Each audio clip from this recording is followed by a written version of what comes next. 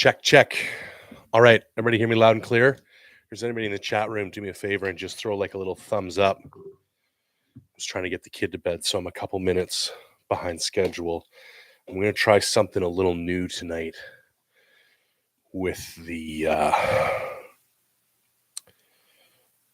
stream. I'm going to try and do Instagram and YouTube at the same time and see what kind of nonsense that creates.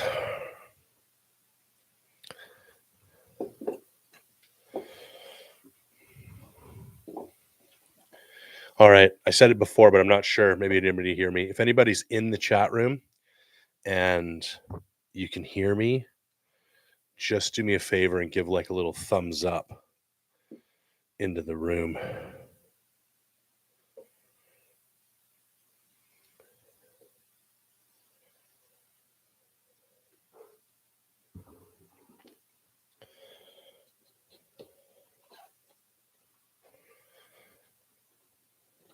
All right. Thanks, man. Thanks for the repost of the stories. I really appreciate that too.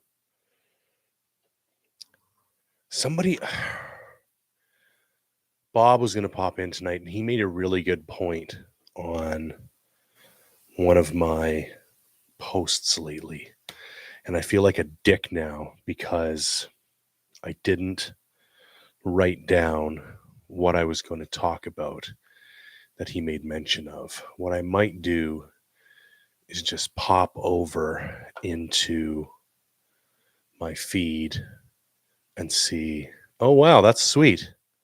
People are actually jumping in. Okay, so here's the deal. I am streaming my podcast live on YouTube right now, and it's hot as shit in my basement. Hang on.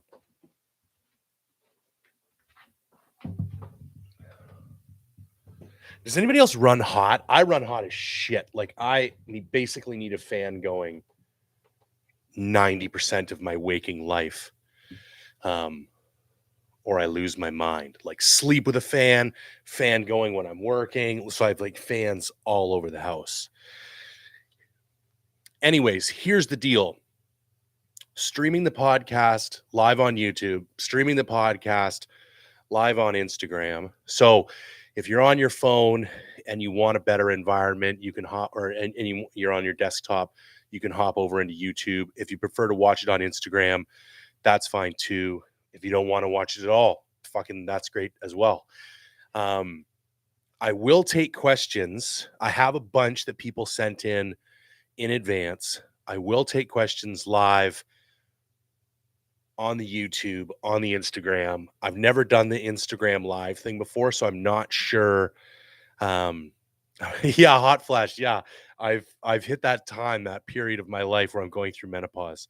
Luckily, I take exogenous hormones, so I don't need to worry about that shit fluctuating too much. It stays exactly where I put it, which is, in the words of the great More Plates, More Dates, super physiological or nothing. That's how I roll. Okay, I'm going to start off with a little bit of like a pre-thought out topic tonight, only because it'll give me a few minutes to kind of get my thoughts organized. So, and the little topic that I'm going to rant on, or the question I'm going to answer, has something to do with a little topic that I'm going to rant on in a sec. Okay, that was a close call. I almost didn't record the audio coming out of my microphone into my other thing, so that was a close catch. Okay, so somebody wanted to know. Okay, so I just saw that if I get out of this screen on my phone, it pauses the Instagram live. So I might have to do that every now and then to go hit my Q&A. So if I do that and it screws up the phone, people, I apologize. So somebody wanted to know why I am competing in a bodybuilding competition.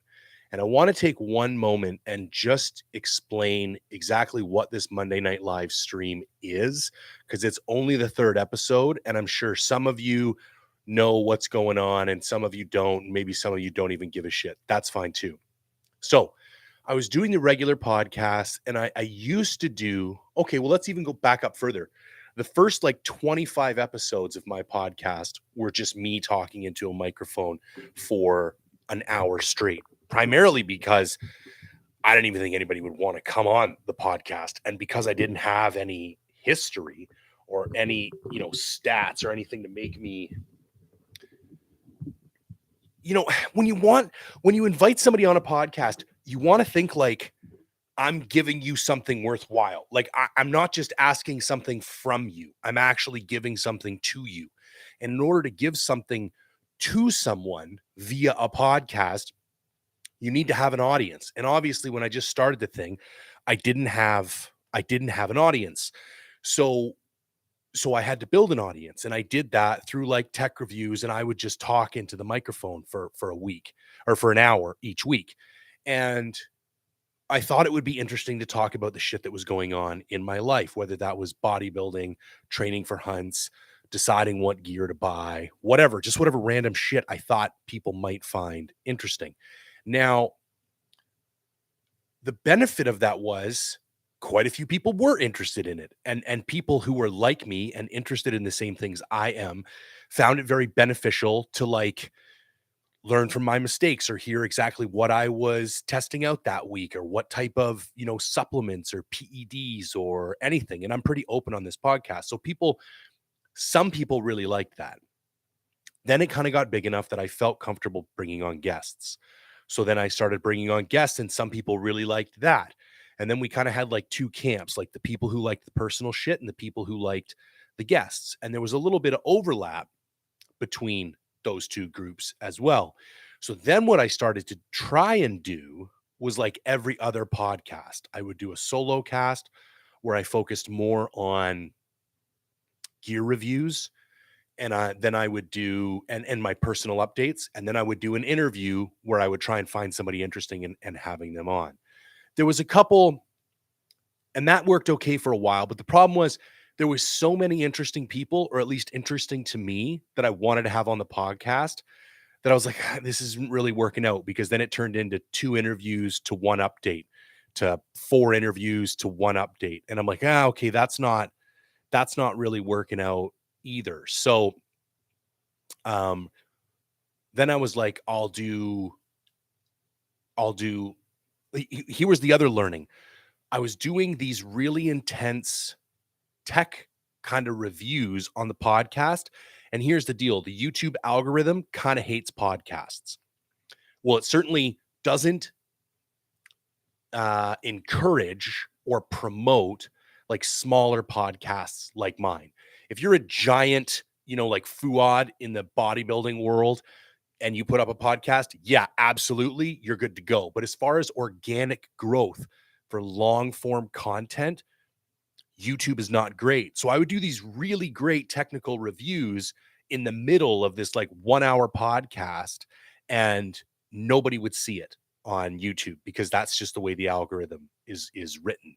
And then I came to realize, okay, shit, there's a third group of thing. There's a third family of content here that I need to put up independently.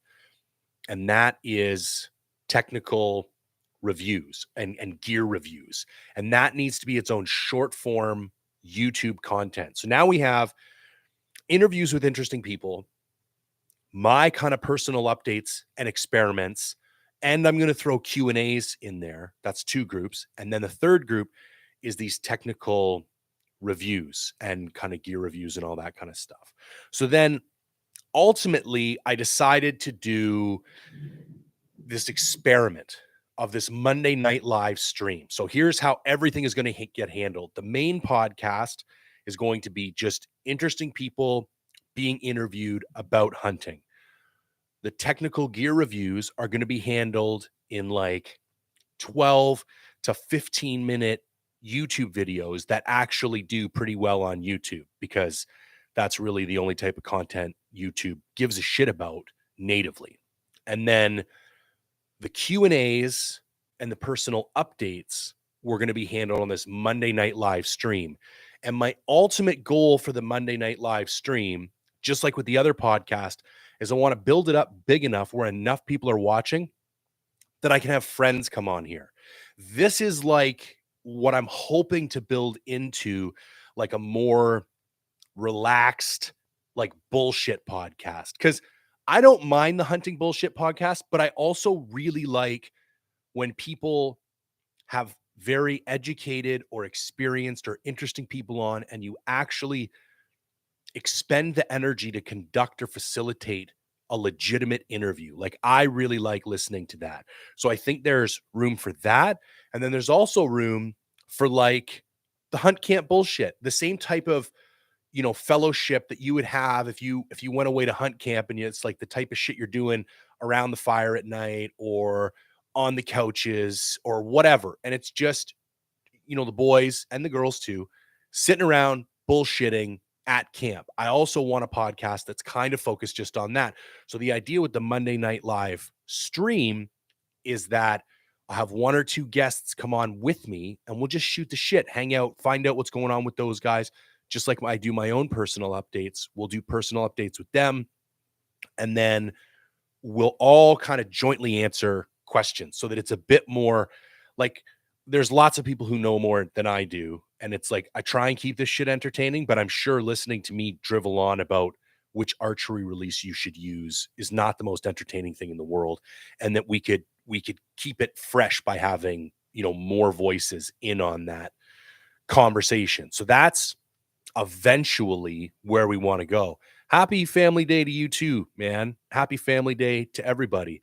I actually am pretty proud of myself. I own my own business, and normally with stats, I just treat them like another working day. But I really took today, and it was a family day. Took my daughter out to visit my mother. We all went out to White Rock, went and got some Tim Hortons, walked out on the pier. Yeah, it was really nice, and I really enjoyed it, and we had a great day. So anyways, with all that being said, the question that I'm going to kick off tonight with is, why did you decide to compete in a bodybuilding competition? And then that's going to lead into this other kind of thing that's been kind of annoying me lately, or this question I've been getting that I think I can help shed some light on for people. Okay, so there's two reasons why I decided to do a bodybuilding competition. We'll start with there's three reasons. We'll start with the vain one, then we'll get into the fear-based one, then we'll get into what I think is like the real reason. The vain one is, I've never been like a shredded dude in my life. So I wanted to at least once, before I fucking kick in the can, I'm already 43, before I get so old that it's just never going to happen. And here's the other thing. I've wanted to do it since my 20s. I've been lifting weights since my 20s. I've wanted to do a competition since my 20s. But just with life and everything else, I've always worked in the forestry sector. Having like multiple contiguous years where I could train at a gym consistently has just always eluded me. Like, I'd get 6 to 9 months, start making some progress, and then boom, I'd be off to camp and I'd work 10 and 4s for the next 8 months. And it's like, well, now you're screwed. And then you kind of start back again. So that always kept happening. And I was finally at a place in my life where I had the money, the time, and the resources or the extra energy that I could just dedicate fully to this thing. So one, I've always wanted to do it. Two, I've always wanted to get like completely inside out shredded, just because I thought that was like an interesting goal to have. Three, it kind of terrified me. I'm not going to be honest. Like, the idea of getting in my fucking underwear on a stage in front of a room full of people terrifies me. And that alone is like, as soon as I feel, I don't know what everybody else is like, but as soon as I feel that like fear is inhibiting my action in some regard, I'm like, fuck that.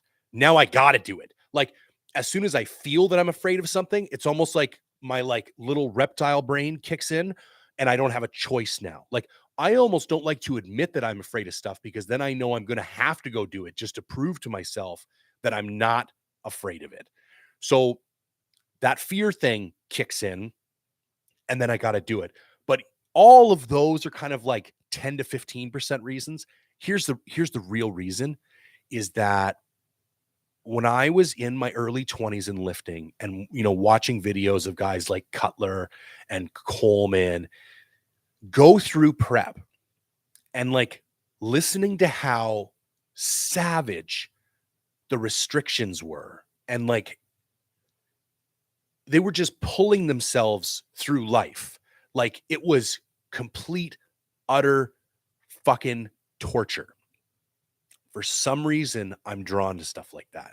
It's the same reason I like solo wilderness hunts.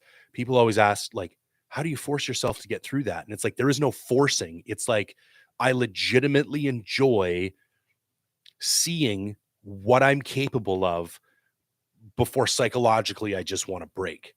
And the idea of a bodybuilding competition, in a way, is like that in its purest form. Like it's the ultimate restriction. And it's like, because here's the thing with a bodybuilding competition, like the food is everywhere. It's only your willpower that's forcing you to maintain discipline. Whereas at least with a solar wilderness hunt, once you're out there, there's this barrier to exit.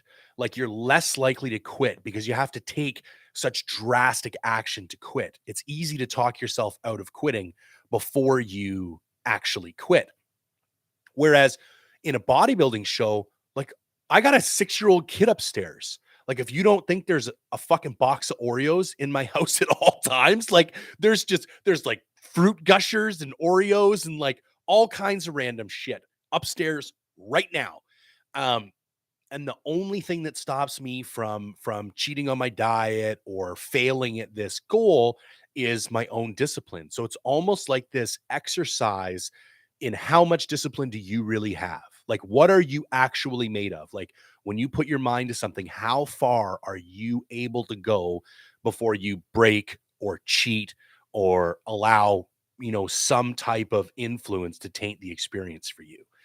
And I'm a little bit nervous about that. I've always had food issues.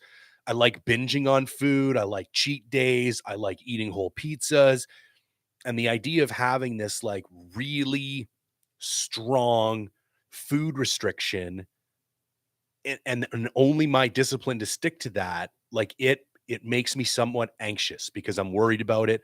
I don't know if I'm capable of it. So anyways, long story, longer than it fucking needed to be.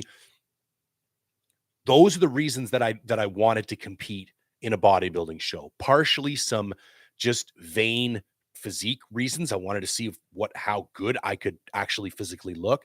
And then two, it's more like about confronting my own demons and seeing what I'm capable of on a psychological level, but manifest itself in a physical plane. Okay, so that's the answer to that question. Now, here's what's more interesting to me. Like 3 or 4 people have DM'd me in the last, let's say, week and a half, all to ask the same question. Either how come I'm not getting big enough or how come I'm not getting small enough, which is to say, I want to get jacked.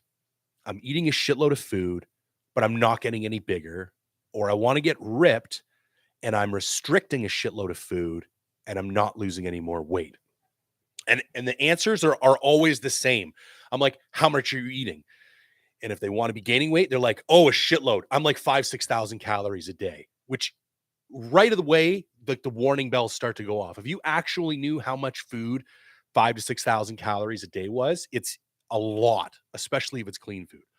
Or it'll be, I'm not losing weight fast enough. How much are you eating? Oh, like, 1,800 or 2,200 calories a day. And then right away, you're like, here's the problem. I don't think people understand how like fastidious you have to be when you're tracking your food. Like most people want to do this if it fits your own macros. So like I'm going to eat 400 grams of carbs, 200 grams of protein, and 100 grams of fat. And each day I can like make up how that goes together. And as long as I stick to those macros, I will get whatever goal I will achieve. I will work towards whatever end that goal puts me towards, whether that is an excess of calories that um, helps me grow mass, or if it's a reduction or a restriction in calories and it helps me lose fat. But I don't think most people actually understand how tight you need to be with this stuff. And I want to give you an example of what happens when you are like microscopically manage the food you intake. And this is why bodybuilder diets are insanely simple. They don't actually have to be. Here's the wake up call for most bodybuilders. There's nothing magic about chicken and rice.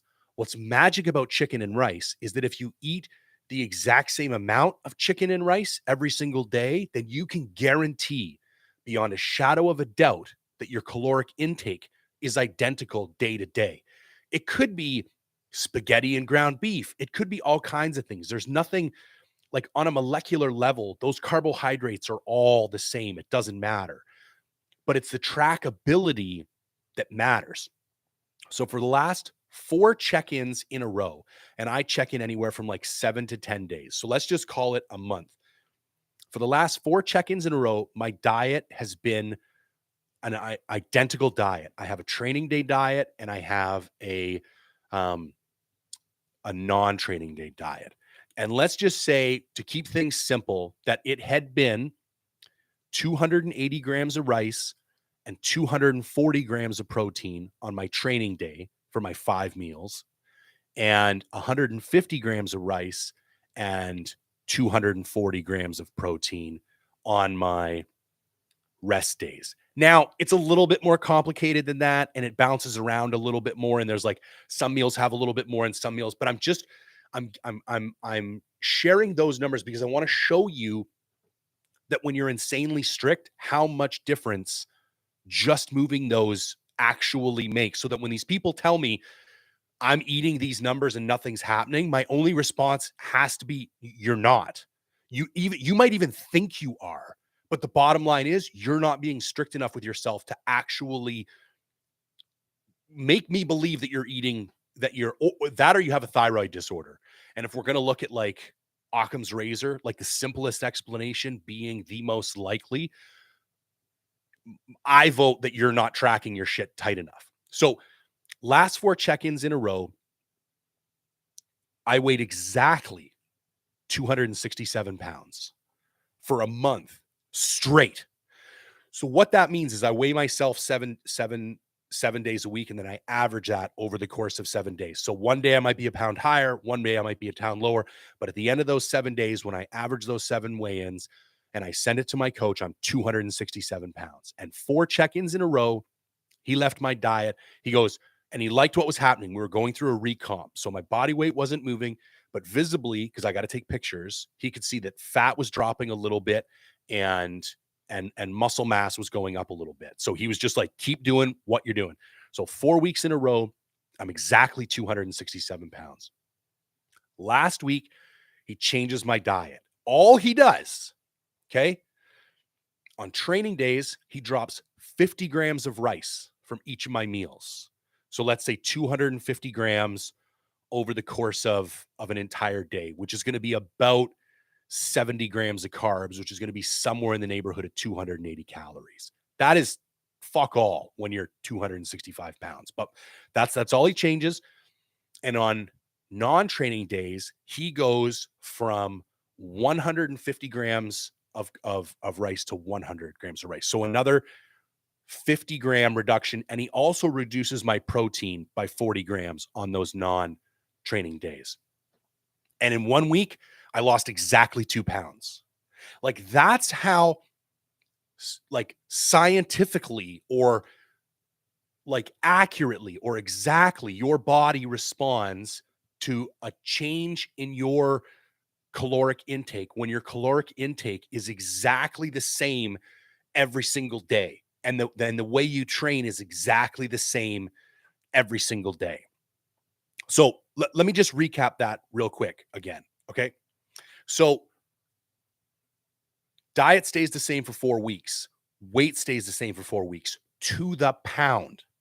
Within 1 week of him changing my diet and removing essentially a half a pound of rice every day, I then lose 2 pounds in 1 week. And so for all those people who were like messaging me and saying like, I'm eating this much and I'm not growing, or I'm restricting this much and I'm not losing. I would challenge you to be like, to challenge yourself. Like, how honest are you being with what's going in your body? Because if you're doing some kind of it fits your own macros, I guarantee you're leaving calories on the table that you're not accounting for, whether that be in the sauces that are going on shit or whatever. It's not happening because it's a simple mathematical equation. Unless there's some type of hormonal imbalance, or again, you have some type of thyroid issue, it's just pure math. Anyways, I don't want to, kind of go on and on about this all night because most people won't even give a shit about it. However, I do think I wanted to share it because I think it's interesting.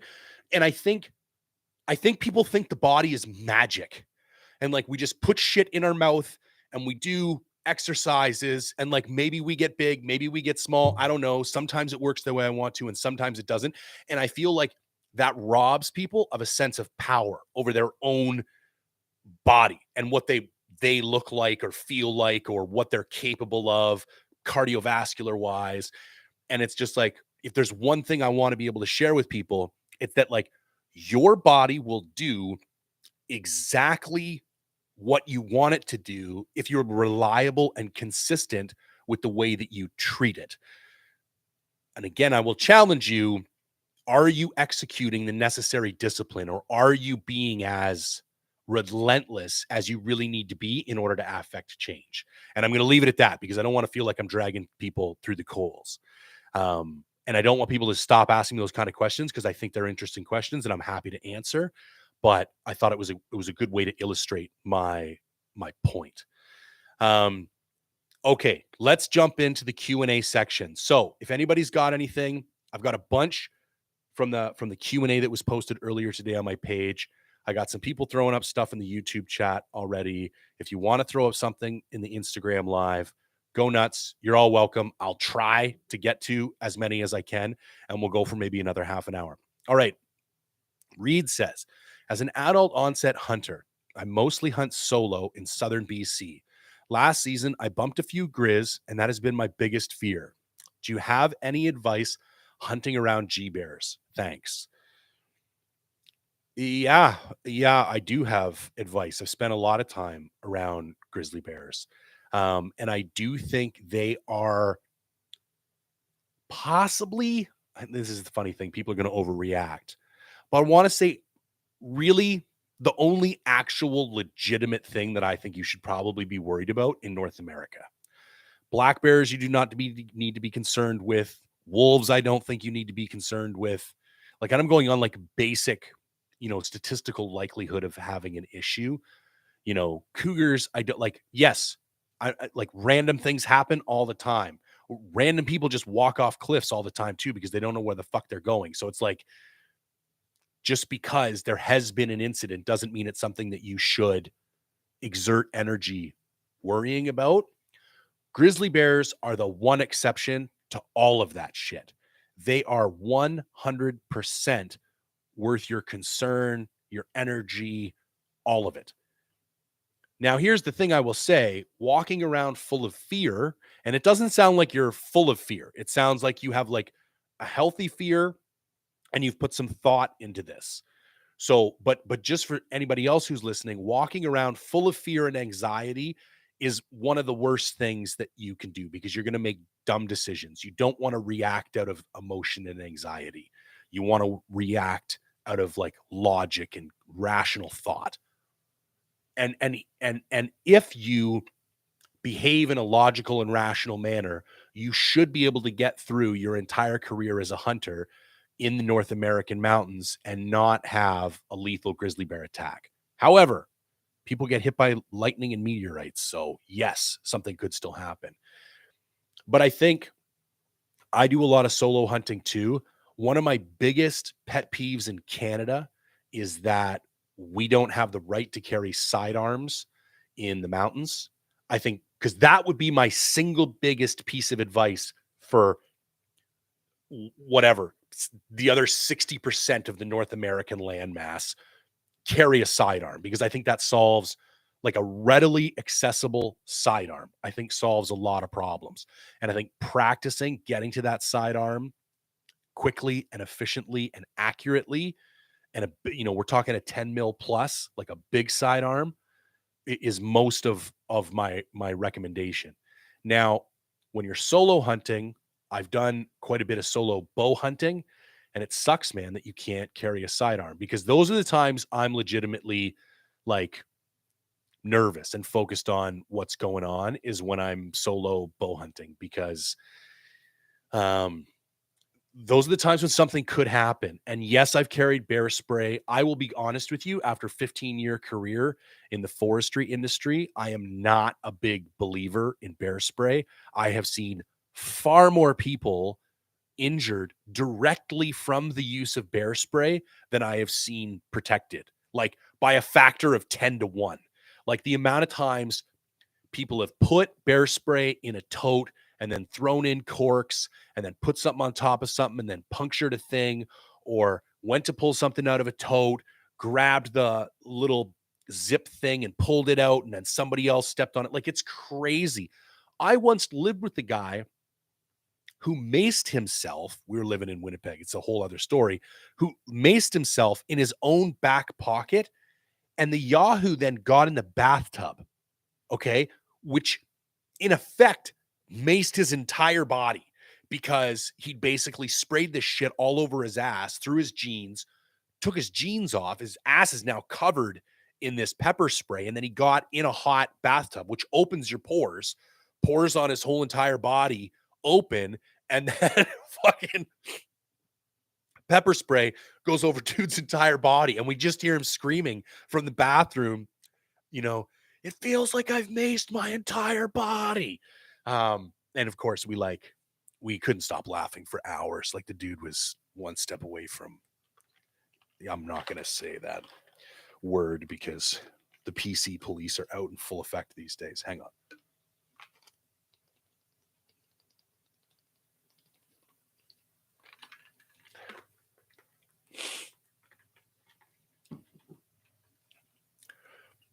Situational awareness is your number one friend when you're in grizzly bear country. So things like walking through really tight vegetation, my spidey sense starts tingling. I hate that. Unfortunately, a lot of hunting in um, British Columbia, you don't have a choice. You're going to be in that tight veg.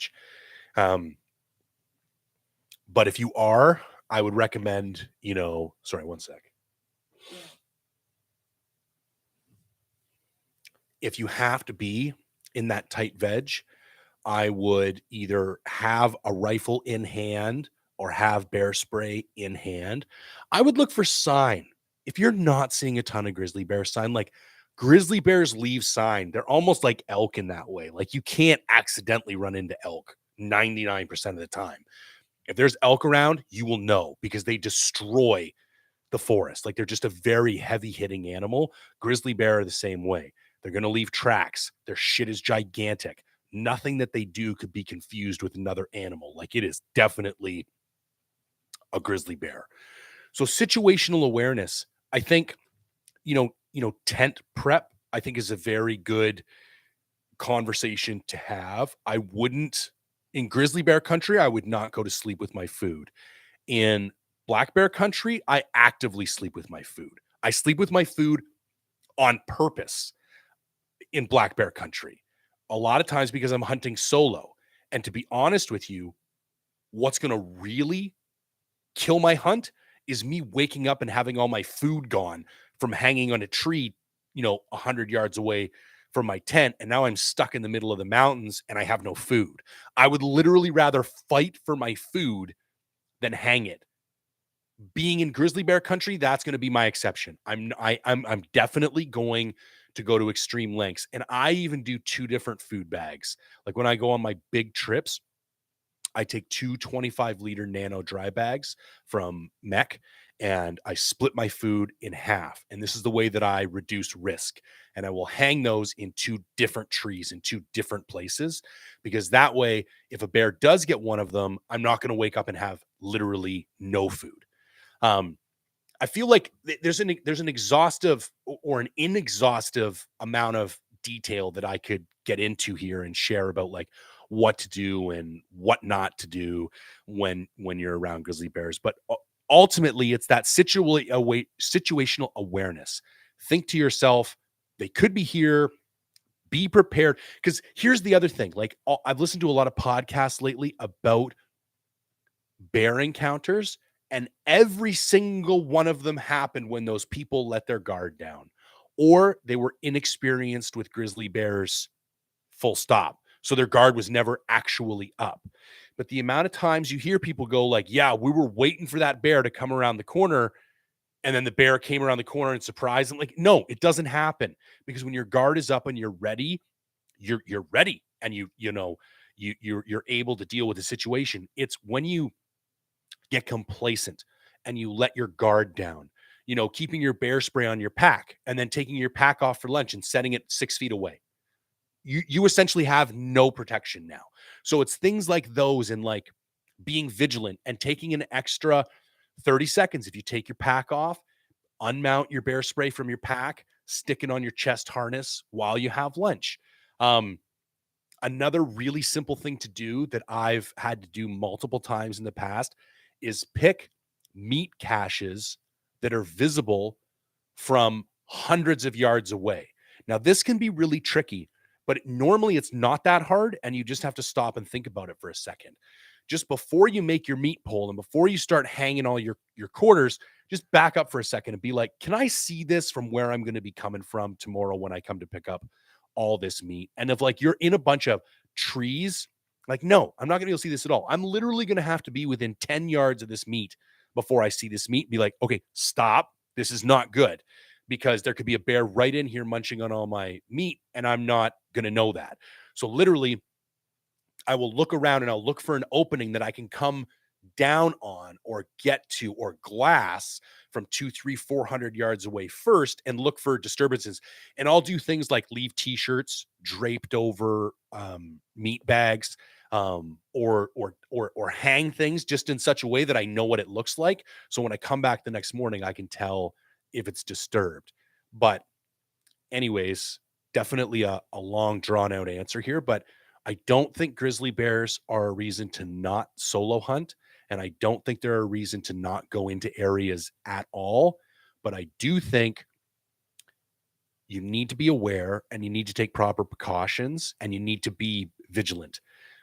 And what I will close with is, if you have some type of aggressive encounter and the bear doesn't just completely exit, I would leave. Go find a new area, because they do have a tendency of kind of behaving irrationally like that. And there's lots of stories of bears coming back 2 and 3 times to the same location. So if you have some type of encounter and they're not immediately deciding to leave the area, or you see them come back, a second time to reinvestigate, just get out. It's not worth it. Go find another place to hunt, because that's the situation when you could be sleeping in your tent and something, unbelievable could happen. Okay, so there's Reed's thing. Okay, hang on. I got a bunch of questions from earlier today, and now I got to see if I can get. Give me 1 second.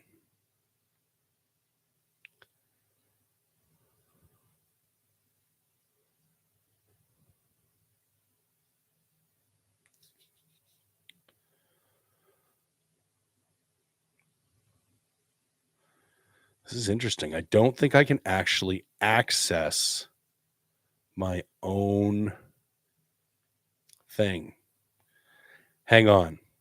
I am going to bounce out of this. I'm going to take a picture of the Q&A questions that everybody asked me, and then I'm going to reopen this live.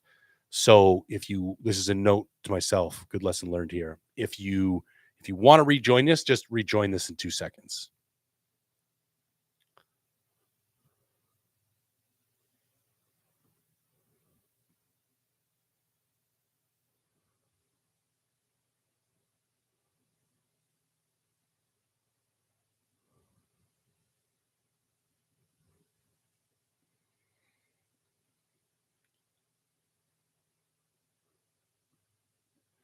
Sorry for the delay, guys. What I'm actually doing is getting some questions, and I'm going to email them to myself so that I don't have to keep looking at shit on my phone.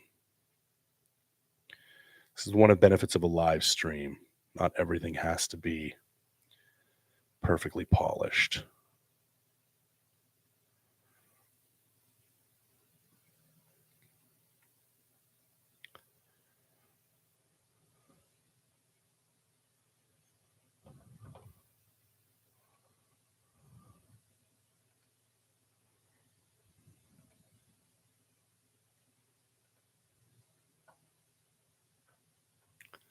And yes, if anybody else has anything else, they can ask it in the IG stream. They can ask it in the YouTube stream. DM me, do whatever you got to do. All right. Bob asks, zip off base layers. Do you use them, and recommendations? I don't. However, I am kind of curious about them. I tend to be pretty minimal when it comes to my like long johns and stuff. Like I hate getting hot, and I hate getting to that point where you're super sweaty. So I take a lot of action, and I'm a lot of my decisions. One of the best pieces of advice I've ever heard was from Giannis on the Meat Eater. And he was just talking to somebody about hiking. And he's like, you should always leave the trailhead cold. And at any time I've ever like, I'm wearing too many clothes, it was always because I was comfortable at the trailhead. So my general, or your tent in the morning, trailhead is just an analogy for wherever I'm starting to hike from the day. I have always, if I'm comfortable when I start my hike, I'm going to be too hot once I get into my hike. So instead of having layers that are easily removable that I know I'm going to need to remove anyways, I tend to not wear them at all because I'd rather be cold and then warm into my hike so that by the time I get warm enough, I'm, 10, 15, 30 minutes into my hike, and now I have the right amount of layers on. That being said, I think there's lots of situations where some zip off base layers would be really recommended. I can think about glassing situations. If you're going to wake up and sit still all morning and be glassing, it can get, that's probably the coldest I ever get when I'm hunting. And it's because you're just not moving at all and you just get insanely cold. So, I think that would be a perfect example of when some zip off base layers, and then you don't have to take your boots off. And I get it. It can make a lot of sense. And I think, zipper technologies come along a long way. And I think flat lock seams have come a long way because my other hesitation at the type of material or those types of solutions would be, you're creating a lot of opportunity for friction, and you're creating a lot of opportunity for things to get bunched up. And that would annoy me. But, seeing how far all that stuff has come, I don't see why that would necessarily, that wouldn't really concern me anymore. Now, as far as I'm aware, the only two like main players that currently have zip off base layer bottoms are Kuyu and First Light. Now, I haven't worn Kuyu in a long time, but in my personal experience, First Light has the nicest feeling base layers of all the major companies. I'll be honest, their merino composite, like it's a merino synthetic composite that they use. It feels better even than the Sitka shit. Like it, for actual physical comfort, I think First Light wins that battle. One of my little pet theories is that each major hunting clothing manufacturer has one thing that they knock out of the park. First Light, I think they knock out of the park merino base layers. I don't think anybody else does merino as good as First Light. With Sitka, what I think they nail out of the park is like innovative textile layering. They have a a lot of very interesting, like, I mean, they're owned by Gore. You can't fuck with Gore. Gore is like so much, like, it is orders of magnitude greater in revenue size than probably all hunting clothing manufacturers combined. Like, if you look at how many things Gore-Tex are in, so if you are going to try and go toe to toe with the R&D budget of a company like Gore, you will lose. Like, it's not even a remote competition. Stone Glacier, for me, their down insulation, you're going to be really hard pressed to compete with that. I think there's a couple things that Kuiu does extraordinarily well, and in my opinion, I think it's a matter of personal preference. I find, as far as quality and technicality, I gotta say Sitka and Kuiu tend to be a little bit above everybody else. And I wore First Light for years, and I like the crew at First Light. I don't want to shit on anybody, but the bottom line is, like, look at the rain gear. Like, the First Light rain gear is just not up to par with Sitka and Kuiu. It's just, I hate to break it to anybody who loves their First Light rain gear, but it's not this as good. Anyways, I'm kind of going off on a tangent. The pet theory was each company has one thing that they knock out of the park. So I think First Light, the Merino, is incredibly well, except, you know, my buddy here is chiming up, and he's got the Kuiu and he loves them. Somebody else thinks they stretch a little bit too much. So I think it's going to be personal preference on that one. So long story short, I think zip off base layers could be good. I don't like to rely on them. So I just tend to leave cold. However, I do know Barklow is working on some, but he told me it was going to be at least 2 years before Sitka released them. So when they release them, if he sends them to me, I'll let you guys know what I think. Loops Outdoors, going to hunt black bears with my bow the first time this year. What's your tactics for closing the distance? Oh, I love this question. And I think this is an excellent hunt. Like, anyone who lives in Western North America really should be hunting black bears, even if black bears are not your, like, you know, they're not the most romantic animal. Like, okay, they don't have big racks. Like, I get it. They're not as sexy as like an elk, and like they don't get the same, you know, love on social media. But here's the thing, you will learn so much about yourself from hunting black bears, and you will get so many stalking opportunities when you're hunting black bears, and it's right in the off season. So it's like, you haven't hunted elk or deer or sheep or goat for 6 months. You're lazy, you're out of shape, you're complacent because you haven't had to stalk in on anything, and you get this like 2-month season where you can just go and learn and learn and learn and learn. And personally, I find the more you hunt black bears, the more you will come to love them. Now they're probably one of my favorite animals to hunt. There's lots of them. You never feel like, you know, I have zero moral or ethical issues hunting black bears. It's like, to me, it's the perfect thing to hunt because they're all over the place. They kind of annoy people. I love black bear meat. They're super fun to hunt with your bow. As long as you don't get a little freaked out by bears, I don't think you have anything to worry about. Now, I am going to share some somewhat could be seen as controversial black bear stalking advice.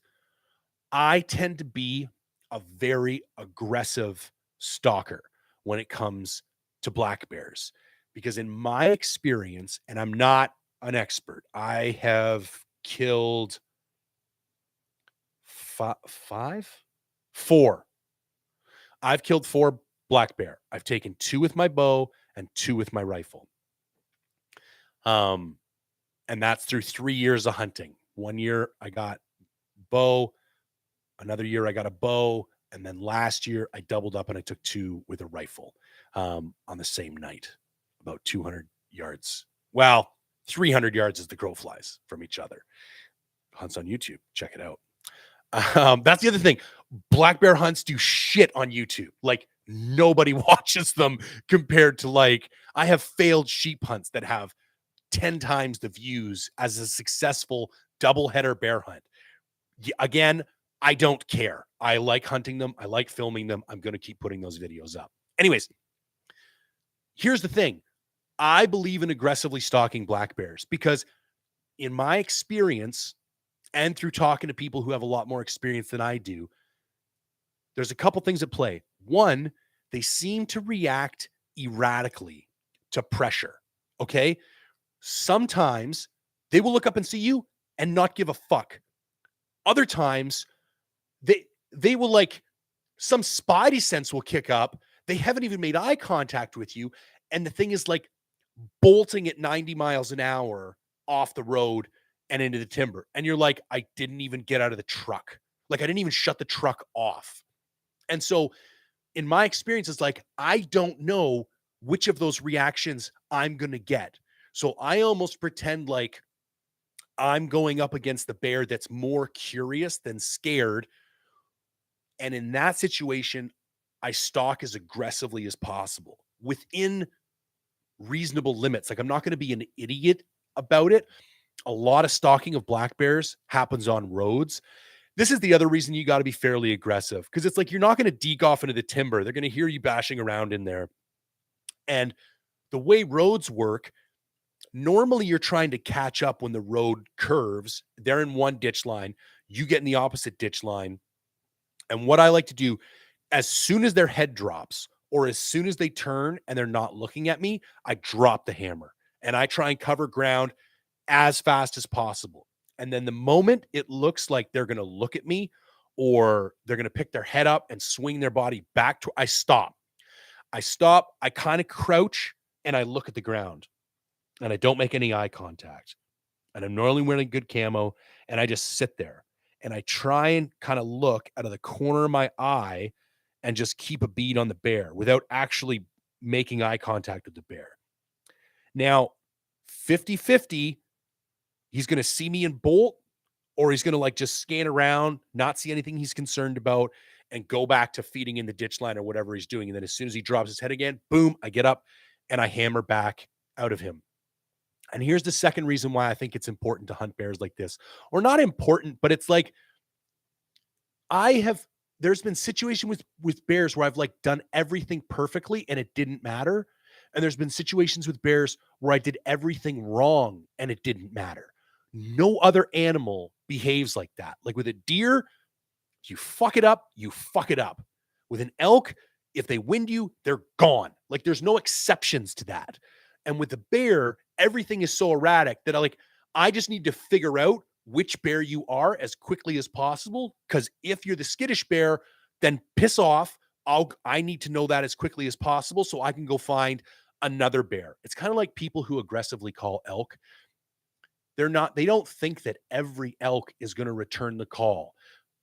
They're looking for the one elk that's aggressive enough that day that it wants to play, because finding any other elk isn't going to help them because their strategy is to call in aggressive elk that actually want to play. So again, so the second characteristic that accounts for this erratic behavior is that they're a predator. Tell me another predator that we hunt. Maybe wolves, but wolves are on such a different level of intelligence that I don't think you can compare them. So what you got to recognize is that most of the stalking philosophies that we have developed have been to hunt prey. And prey are used to being pursued by predators. So you can very easily extrapolate their motivations. Like, why are they responding in a certain way? What behaviors are they most likely to make during certain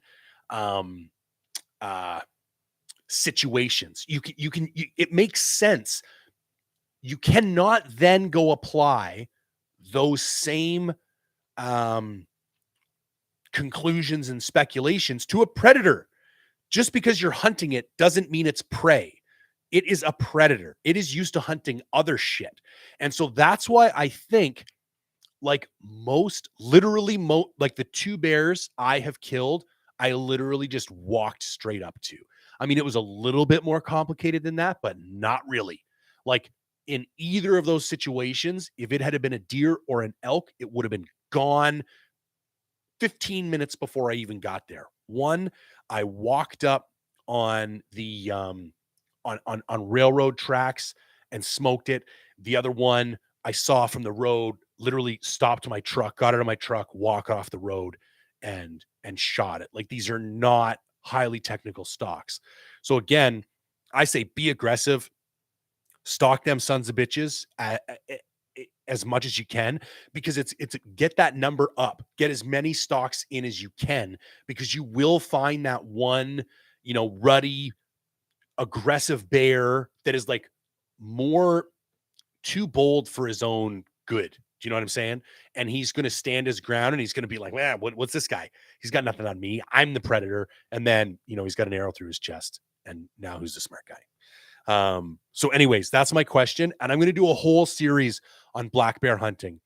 Lander doesn't even know this yet, but he's going to come on the podcast here in the next couple weeks, and he's going to drop all the black bear science, because out of everyone I know, he's the man who knows the most about black bear hunting, like by a country mile. Okay, what else do we got here? Okay, really good question. Mark asks, now that I have the PRC and the PRC has a break, my other 300 Win Mag has a break as well. And his question is, are you going to be taking your shots with ear protection? I hope so, Mark. Like, I honestly do. And here's why I say I hope so. I have packed ear protection on the last, I don't know, every time I can remember in the last 3 years hunting animals with my rifle, I've taken ear protection. I have yet to actually put it in when I go to take a shot. And it's nothing more. And this is actually, maybe this is more of an interesting question than it even looks like at first, because I take it, but in the heat of that moment, it literally just doesn't even occur to me to put it in.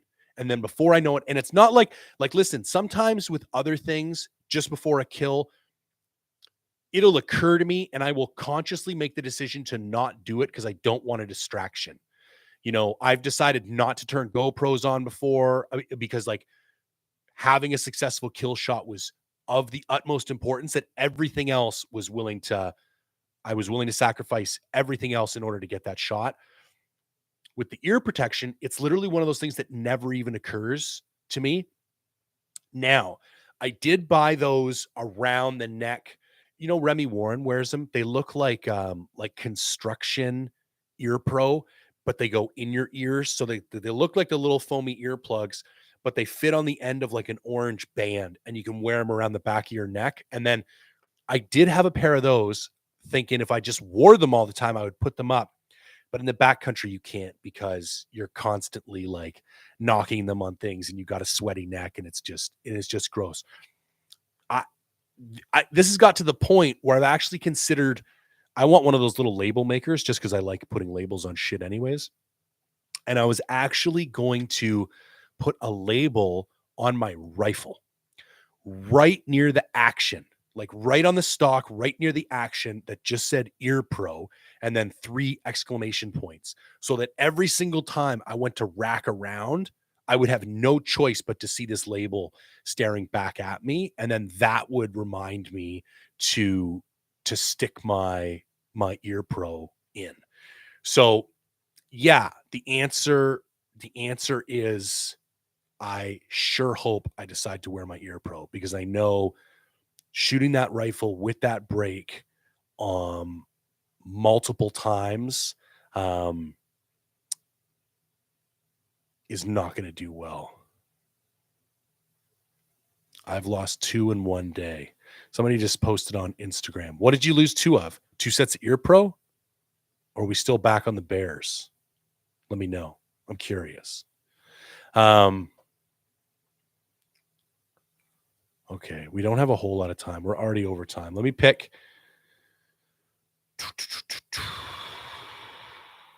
Some of these are interesting and we'll save them for next week.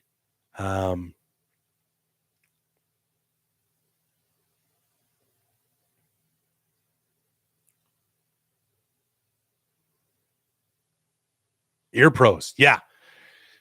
Yeah. I've done the same thing. I've lost several. And I used to keep, those little, they come in the little cellophane packs again on construction sites, and there's 2 in there. I used to keep like 4 or 5 of those in my bino harness. And again, they'll be there. I just don't think to put them in my goddamn ears. Coach Bob asks, for your sheep hunt, what power sources are you going to use? If you have them close by, can you show them? Thanks. I'm going to have 3 different power sources. I will have an Anchor 20,000 watt, an Anchor 10,000 watt, and an Anchor 21 watt solar charger. And I will use them in a variety of different ways, like either charging the packs and then living off the packs, or charging my devices directly with the solar charger. But especially for a sheep hunt, things like elk hunts, I don't believe solar chargers are as efficient for, because you're covering so much ground and you're so active and you're in the timber. Keeping something exposed to the sunlight for really like the 6, 7, 8 hours a day you need to get a meaningful amount of light is not as realistic. Also, with a thing like on an elk hunt, I am most likely going to be back to the truck every 3 to 4 days, because that's the way I elk hunt. I bivvy hunt. I take 3, 4 days worth of food. I go in, I hunt hard. I come back out, I refuel, I go back in. So it's way more efficient to just carry the two battery packs, or most likely if I'm going for 4 days, I'll just carry the 10K. And then swap it out when I get back to the truck, or charge it at the hotel for the night if I decide to go to the hotel before going back in. And then you don't have the extra weight of the solar charger anyways. But on a thing like a sheep hunt, where there's a very large chance you're going to have several like more permanent camp situations. You're probably going to hike, camp for 3, 4 days, hike, camp for 3, 4 days. So even if you're walking around on the camp days, you can leave that solar charger open. And that's the other reason why I take 2 battery packs, because wake up in the morning, take the solar charger, put in my most empty battery pack, and just leave it outside the tent all day. And you can even have it like hanging under a vestibule if you're worried about it getting rained on. Most of these things are actually pretty waterproof anyways, but and if it's that overcast, don't even bother putting it out, because you really need some visible sunlight for these things to work. But get out of your tent in the morning, take the solar charger, put your 1 battery pack in the solar charger, leave it at the tent, go do what you're going to do all day. When you leave camp with you, take your 2nd battery pack and all your devices that may or may not need power. And then you just swap those out. So then you've always got a battery pack you're using and a battery pack you're charging. So that's why I always take 2 battery packs. And I find, and somebody else might ask, like, okay, well, why do you take the sizes that you do? Like, maybe why wouldn't you take 2 10,000s, or why wouldn't you take 2 20,000s? In all the time I've been doing this, and here's the other thing that I will say, I'm going to use way more power than 99% of the people listening to this, because I'm filming everything that I do. So I also carry 2 batteries for my Sony, and I carry 6 GoPro batteries, because, big joke from GoPro batteries suck balls. They last like 50 minutes if you're actually using them. And if it gets cold, GoPro batteries die. And every 3rd time you go to use a GoPro battery or whatever, it just won't work. And then you'll put it back in your pouch, and then 3 days later it will work. Like, they are hands down the shittiest batteries on planet Earth. So not only do I have to charge everything else everyone else does, your InReach, your phone, whatever, I'm also charging all my camera batteries all the time. So most people, I would probably recommend 2 10Ks. If you're not filming, have 2 10,000 milliamp hour or mAh battery packs, and then a solar charger. I like the 21 watt Anchor. I've run a lot of tests and I've looked at a lot of stats, and like, I'm just going to be honest, a lot of these hyped up outdoors, dark Poseidon, horse shit, the Anchor shit is just as good, man. And it's like a third of the cost on Amazon. And I've used it for years. I did actually want to do a video on battery packs, because here's one huge tip. What kills your battery packs is leaving them alone for the off season. Batteries have to consistently have a charge recharge cycle. Doesn't mean they don't have to constantly be charging and recharging, but it means they need to be regularly charged and discharged in order for them to continue to function the way they were designed to function. So actually, I'll show you something right now.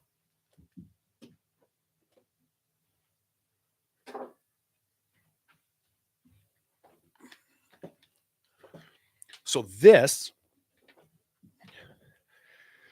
show this to everybody on IG first, then on YouTube. This is a 10,000 milliamp hour ultra slim Anchor power charger. It weighs 230 grams, so almost exactly half a pound. The 20,000 milliamp hour weighs 340 grams, or 3/4 of a pound. The benefit of the 20,000 milliamp hour is that it's almost 50% lighter per volume of energy storage. You're getting 20,000 milliamp hours for 3/4 of a pound instead of 10,000 milliamp hours for half a pound. Yeah, I don't know why I give this much of a shit about this stuff either, but I do. But I like the versatility of having a 20 and a 10, because you don't need two 20s. So even though your bang for your buck is a little bit skewed, I still think like this is a perfect battery pack. And if I wasn't filming, I would tell you to go buy 2 of these on Amazon. They're like, I want to say they were $45. But here's what I do in the off season. I always leave one of these on my coffee table. My couch is like right over here. This is my office and my like man cave. That's my TV right there. And so I use this to charge my phone once or twice a week. You know, when I haven't kept it plugged in the truck, and I get home and my phone's dying and I want to watch TV for the night, and I don't have any wall outlets close to my couch. And then after like a month, this thing will be empty. I walk into my shop, which is through those doors over there. The 20,000 milliamp hour is sitting on a charger. I take it off. I put the 10,000 on the charger, and I bring the 20,000 milliamp hour and I sit it on the coffee table. And so when in between my hunting trips, each of my battery packs is probably going to be charged and discharged, I don't know, maybe 1 to 2 times. It has completely rejuvenated the lifespan that I get out of my battery packs. Whereas what happens, I would get back in September and it would sit in storage. And then who knows, maybe for most people, they don't come out until next fall. If you leave one of these in a box for 10 months, you're going to pull it out and it's going to be shit. And it might not look like shit right away, but you're going to use it once or twice, and then it's going to stop working correctly. So there's the tip for the day. You got to charge and discharge those things in your off season. All right. There's more questions coming in, but unfortunately, that's all we got time for tonight. If somebody logged in late and you're interested, this will be posted on the podcast channel tomorrow morning, probably pretty early. I get up around 5 and I'll edit this and throw it up probably by 6 tomorrow morning. So here's the deal. Greatly appreciate any way you can engage with the podcast, like, comment, share, subscribe. If you want to really financially support the podcast, go to mindfulhunter.com/shop, buy a t-shirt or a hat. That helps out, like really helps out. Somebody bought some merch last week, and I apologize. I got really sick for a couple days last week and just checked out of life basically in general. But I got my shit back together. Your stuff is going to go in the mail tomorrow. If anybody has any questions, comments, feedback, I'd love to hear it. You can DM me on Instagram or shoot me an email, jay@mindfulhunter.com. Other than that, greatly appreciate everybody showing up tonight. I think these Monday night live streams are gaining some traction, and yeah, awesome. So thank you very much for checking it out. Thanks for all the support, and as always, thanks for tuning in.